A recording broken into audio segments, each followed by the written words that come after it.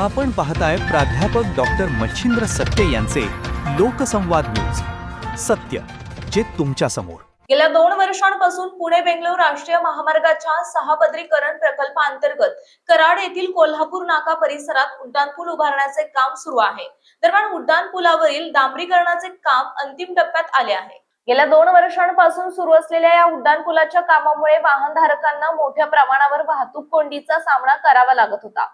मात्र आता हा उड्डाणपूल 20 जून पर्यंत याच महिन्यात वाहतुकीसाठी खुला करण्यात येणार आहे. त्यामुळे महामार्गावरून प्रवास करणाऱ्या प्रवाशांना आता उड्डाणपुलावरून प्रवास करता येईल.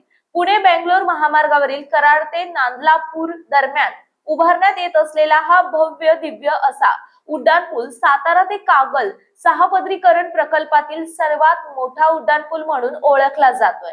कराड येथील पंकज हॉटेल ते नांदलापूर या दरम्यान उभारण्यात आलेल्या या पुलाची लांबी सुमारे 3.47 किलोमीटर असून रुंदी 29.5 मीटर आहे.